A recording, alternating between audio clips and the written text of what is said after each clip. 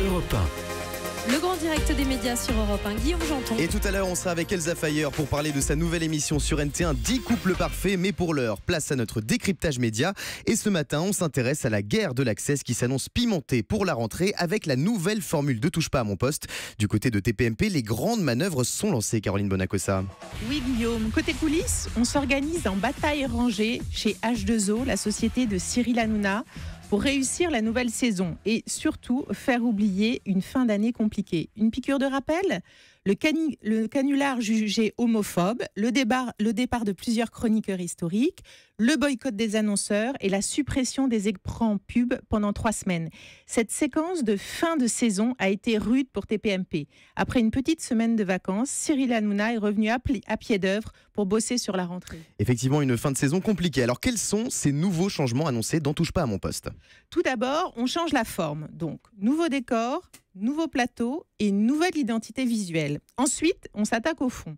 Camille Combal, l'animateur de Il en pense quoi Camille, réintègre l'équipe de TPMP. Il en pense quoi Camille qui ne reviendra pas à la rentrée du coup. Voilà, mais Camille Combal sera là, à l'antenne de D8 et il sera donc là de 20h à 20h25 tous les jours. Sa mission, décortiquer les images médias et surtout les images politiques à sa sauce, parce que c'est un domaine que l'émission veut explorer davantage. Effectivement, on n'avait pas vu trop de politique jusqu'ici dans Touche pas à mon poste. Ce sera donc l'une des nouveautés de la rentrée. Autre nouveauté, Caroline ? Oui, beaucoup de nouveautés, des nouvelles rubriques, dont un zapping radio et de nouveaux formats. L'humoriste Tom Villa, qu'on connaît bien ici et qui est désormais dans Salut les Terriens, proposera une fiction de 2 minutes qui s'appellera Sans mensonge. Et un certain Guillaume Janton devrait proposer Baba Express, donc un débrief de la veille dont le pilote a déjà été tourné. Vous êtes bien informée, Caroline. Exactement. Ensuite, passons au nouveau chroniqueur de l'émission. Je peux vous annoncer qu'il y aura Renaud Revel du Journal du Dimanche. Il y aura aussi Louis Morin qui s'occupait de la politique dans le petit journal de Canal+, et qui rejoint donc TPMP.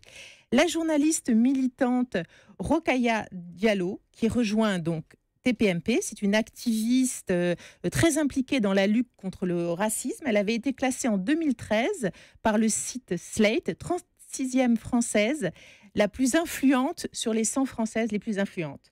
Et je peux vous annoncer aussi que Rachid Arabe, qui est un ancien membre du CSA et qui officie sur C8, sera lui aussi dans TPMP. Donc beaucoup de nouveaux chroniqueurs pour cette rentrée. De nouveaux chroniqueurs donc à la rentrée dans Touche pas à mon poste. Alors pourquoi tant de changements, Caroline ? Les critiques formulées contre l'émission suite au canular jugé homophobe ont porté leurs fruits. Il faut impulser une nouvelle séquence positive,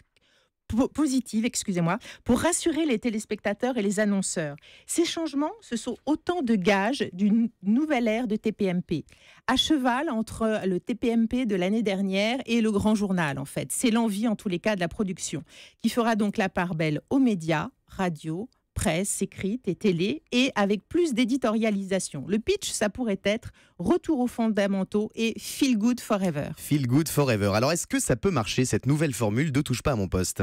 Oui, ça peut marcher, parce que de toute façon, l'émission a besoin d'un second souffle. L'arrivée de Yann Barthès sur TMC cette saison a changé la donne. Pour la première fois depuis sa création, TPMP a connu une baisse de ses audiences, de l'ordre de 15% en moyenne.